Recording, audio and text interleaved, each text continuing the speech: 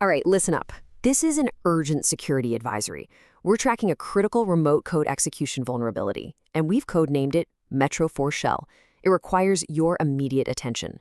The whole point of this disclosure is to give you the actionable intelligence you need to force fixes and protect your perimeter. Let's break this down. We're starting with this quote from Vulncheck because, honestly, it hits the nail on the head. It perfectly captures what makes this threat so dangerous. See, Metro4Shell isn't just another bug. It's proof of a terrifying principle that safe internal dev tool you're running can instantly become a wide-open door for an attacker.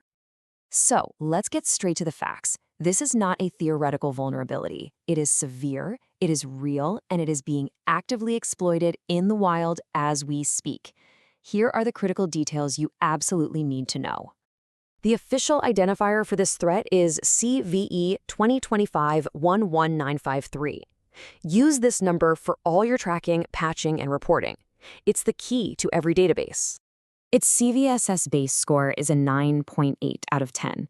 That's about as critical as it gets.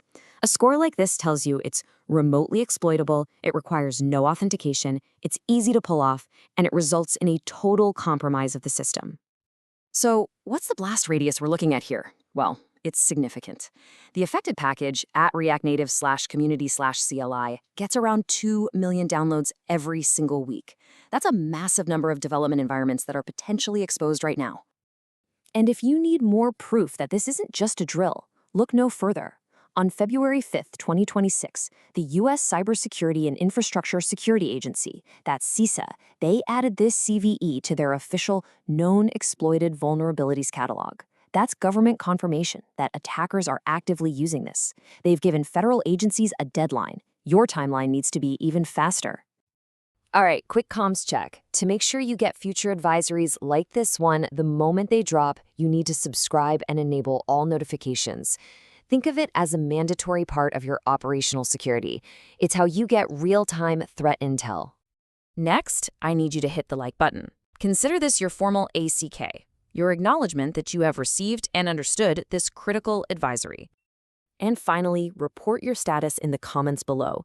Just a simple patched or vulnerable. It's not just for us. It helps the entire community get a real-world picture of the blast radius of this thing. Okay, now let's pull this exploit apart. You have to understand the attack vector if you're going to have any chance of building a solid defense against it.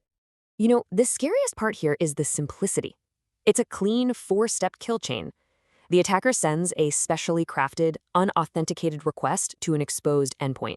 Because the server fails to sanitize this input, it gets passed directly to a function that executes system commands. And just like that, the attacker gets full remote control. It's elegant, and it's incredibly dangerous. Now, the impact of this changes a bit depending on the operating system. If you're on Windows, it's the absolute worst case scenario. The vulnerability gives an attacker full arbitrary shell command execution, meaning complete control. On macOS and Linux, it's slightly different. They can execute programs, but with less control over the arguments. Both are critical, but that Windows vector is just exceptionally nasty. So we've broken down the how. Now let's look at the hard evidence. This isn't just a potential threat. The data shows this is happening right now in the wild. This timeline tells a story we've seen a million times, but it's getting faster. You have the initial disclosure from JFrog in early November. By late December, the first exploitation attempts are already being spotted. Then in January, you see these huge spikes in activity. And by February, it's on CISA's must-patch list. That gap between a bug being revealed and it being used at scale is shrinking fast. So what are the attackers actually doing once they're inside? We're looking at their TTPs, their tactics, techniques, and procedures. After they get that initial access, their first move is defense evasion. We're seeing them use PowerShell loaders built specifically to shut down Microsoft Defender. Once the shields are down, they pull in their real payload, often a sophisticated piece of Rust-based malware, using a direct network connection. Okay, we have defined the threat. Now for the most important section of this entire briefing, the mitigation protocol. These are your action items. This is what you do now. You have two paths forward. The primary fix, the one we recommend, is to update the package to version 20.0.0 or higher. That actually patches the vulnerability. Now, if for some reason you can't update immediately, there is an effective workaround. Bind the development server to localhost. This is the exact command for that immediate workaround. Adding that -host 127.0.0.1 flag, it forces the Metro server to only listen for connections from the local machine. It completely cuts off the external attack vector. This is your first line of defense if patching is delayed for any reason. Now, once you think you are patched, you must verify it. Don't just assume. Run this command in your project directory.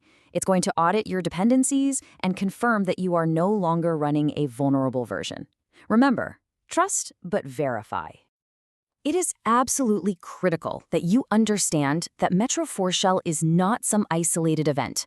It's not a fluke. It is one battle in a much, much larger campaign that is being waged against developer infrastructure.